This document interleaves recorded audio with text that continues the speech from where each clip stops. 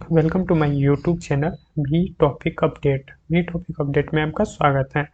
तो आइए आज एक न्यू सीरीज़ की स्टार्ट करते हैं जो 1000 ऑब्जेक्टिव सेट हैं 1000 क्वेश्चंस की। और ये सभी साइंस के हैं, ये सारे इम्पोर्टेंट हैं। एग्ज़ाम व्यू से काफ़ी इम्पोर्टेंट है। 1000 क्वेश्चन का ये सीरीज होगा और रोज़ डेली एक 30 या 35 क्वेश्चन का एक होगा सेट, जो ज़्यादा नहीं 10-15 मिनट का वीडियो में कवर कर लेंगे हम लोग। और डेली ये अपलोड होते रहेगा। तो सभी गवर्नमेंट एग्ज़ाम के लिए और रेलवे जो आने वाले हैं उनके लिए ये काफ़ी इम्पोर्टेंट रहने वाला है। और जहाँ भी साइंस गवर्नमेंट एग्ज़ाम में जहाँ साइंस सब्जेक्ट से क्वेश्चन देखने को मिलता है वो ये इम्पोर्टेंट रहने वाले हैं। तो आइए देखते हैं आज का पहला क्वेश्चन क्या है। और आप कमेंट कीजिएगा या कहीं लिखिएगा कि कितने सही होते हैं 30 में से। आइए आज का पहला क्वेश्चन देखते हैं। निम्नलिखित में से वायु प्रदूषक नहीं है, मतलब कौन सा वायु का प्रदूषण नहीं करता है। तो SO2, CO2, CO और DDT। तो बताइए आप लोग कौन सा नहीं करता है। देखिए SO2 और NO2 तो ये तो अम्लीय वर्षा में ये सहायक होते हैं। CO2 कार्बन मोनोऑक्साइड और DDT ये तीनों प्रदूषक हैं और CO2 प्रदूषक नहीं है। CO2 प्रदूषण नहीं फैलाता है, ये ग्रीन हाउस पर गैस है। ये मतलब वातावरण को गर्म करने में सहायता करता है। दूसरा क्वेश्चन आज का है, प्रथम जीव की उत्पत्ति हुई थी। तो जीव की उत्पत्ति कहाँ हुई थी, और वो भी पहले। तो पहला जीव का उत्पत्ति कहाँ से में हुआ है, तो जल से हुआ है। ये काफ़ी इम्पोर्टेंट है, याद रखिएगा। आगे का क्वेश्चन है, जीव की उत्पत्ति जीव से होती है, इस कथन का सत्यापन किया था। तो किसने कहा था जीव की उत्पत्ति जीव से होता है। जीव की उत्पत्ति जीव से होता है, ओपेरिन। ओपेरिन ने ये कहा था, क्या कहा था कि जीव की उत्पत्ति जीव से होती है। आगे का क्वेश्चन है, पौधे के किस भाग से कॉफी प्राप्त होता है। तो बताइए आप लोग किस भाग से ये कॉफी प्राप्त होता है। तो ये होता है बीज से। ठीक, बीज से ही कॉफी प्राप्त होता है। और वही बात करेंगे फूल कलियों से, क्या फूल के कलियों से केसर प्राप्त होता है, ये भी याद रखिएगा। आगे है, निकोटीन पाया जाता है। तो निकोटीन किस में पाया जाता है, तो तंबाकू के पत्ते में निकोटीन पाया जाता है। और कॉफ़ी में कैफीन, कॉफ़ी में क्या पाया जाता है, कैफीन पाया जाता है, ये भी याद रखिएगा। और बात कर ले चाय की, तो चाय में थीन पाया जाता है। कॉफ़ी में कॉफ़ीन, चाय में थीन। तो ये सब क्वेश्चन इंपॉर्टेंट है और हमेशा आपको रिपीट होते हुए दिखेगा। आइए देखते हैं आगे क्वेश्चन है, कीट भक्षी पौधा। तो कीट भक्षी पौधा कौन सा होता है, तो ये होता है ड्रोसरा। ड्रोसरा, ड्रोसरा क्या होता है, ये कीट भक्षी पौधा होता है ड्रोसरा। वही अमरबेल बात कर रहे हैं, तो ये क्या है, अमरबेल एक परजीवी है जो दूसरे पे आश्रित रहता है। आगे का क्वेश्चन देखते हैं। आगे का क्वेश्चन है, डीएनए का मॉडल प्रस्तुत करने के लिए 1962 में नोबेल पुरस्कार मिला। मतलब कौन से ऐसे वैज्ञानिक हैं जिन्होंने डीएनए का मॉडल प्रस्तुत किया और उसको कब, यानी कि 1962 ईस्वी में उसे नोबेल पुरस्कार मिला। तो ये है आपको ब्रिगर एवं किंग। ब्रिगर एवं किंग है जिन्हें क्या मिला है, 1962 ईस्वी में डीएनए का मॉडल प्रस्तुत करने के लिए इसे नोबेल पुरस्कार दिया गया था। वहीं बात करेंगे, और डीएनए का खोज किसने किया था, तो वाटसन और क्रिक ने खोज किया था। आइए आगे का क्वेश्चन देखते हैं। आगे का क्वेश्चन है, आनुवांशिकता के जन्मदाता कौन है।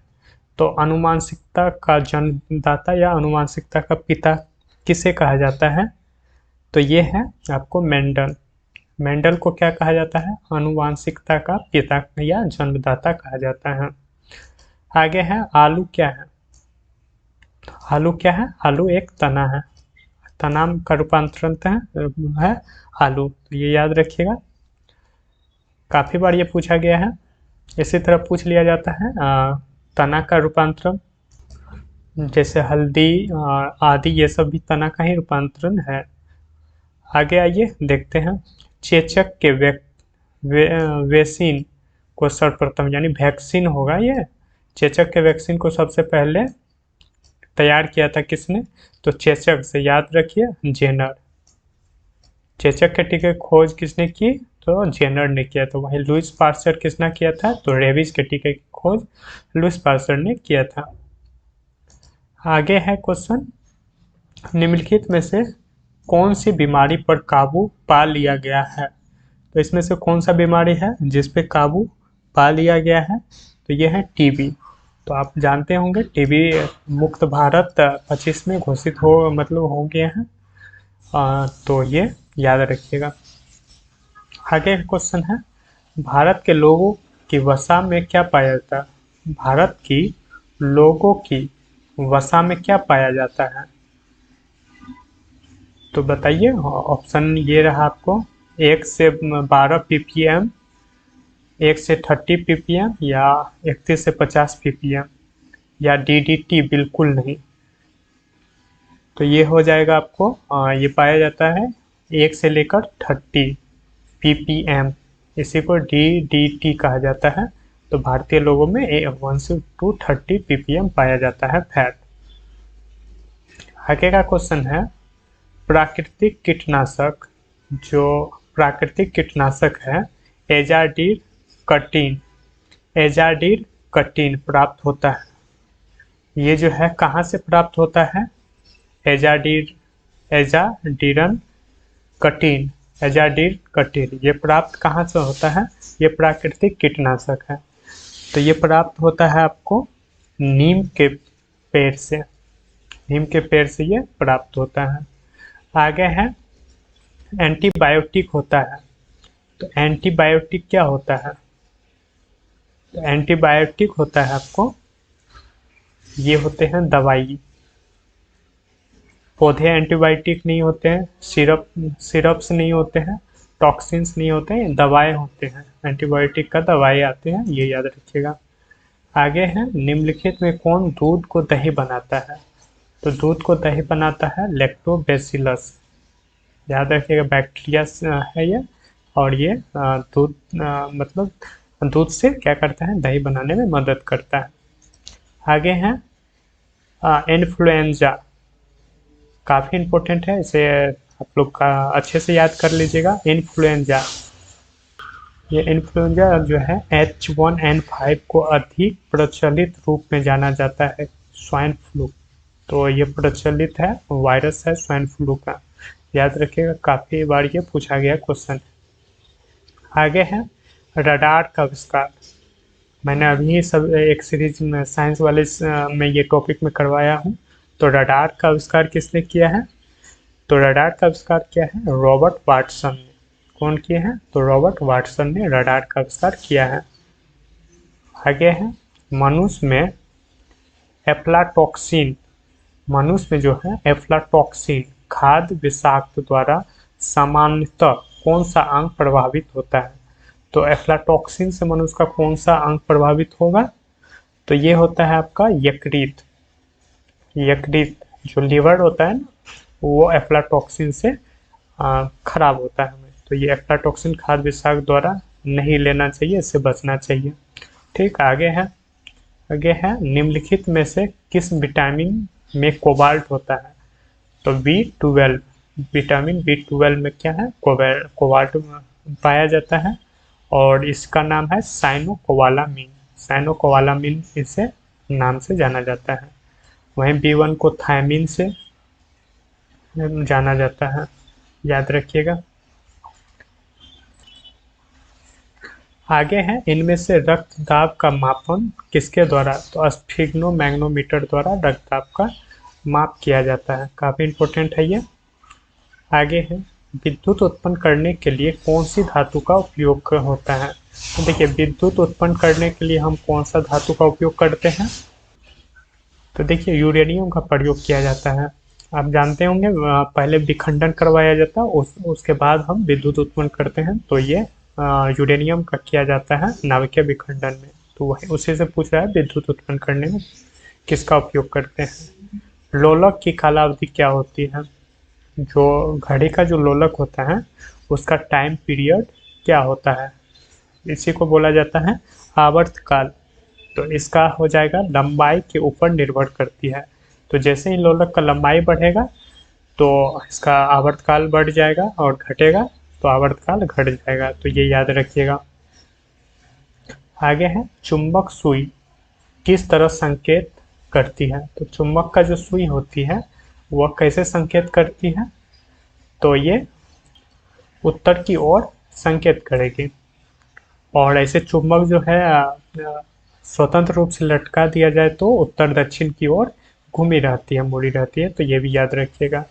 आगे है श्वेत प्रकाश को नली में कैसे पैदा किया जाता है। तो श्वेत प्रकाश जो है एक नली में हम उसको हम क्या करते हैं, मतलब पैदा करते हैं या उत्पन्न करते हैं।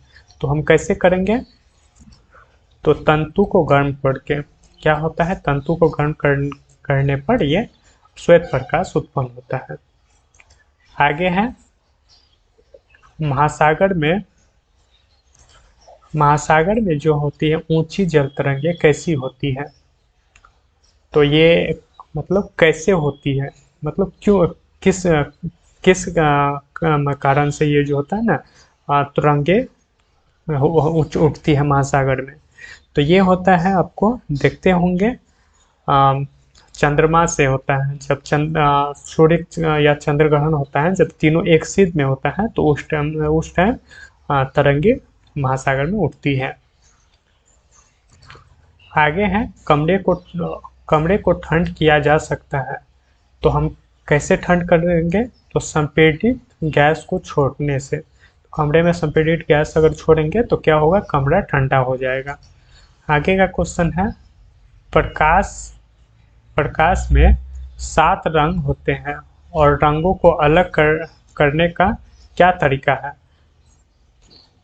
देखिए, जब कोई भी श्वेत प्रकाश अगर किसी प्रिज्म से होकर अगर ये गुजरता है तो वो 7 रंगों में विभक्त हो जाता है। तो वही पूछ रहा है, अगर श्वेत प्रकाश तो कैसे विभक्त होगा, ये तो प्रिज्म से।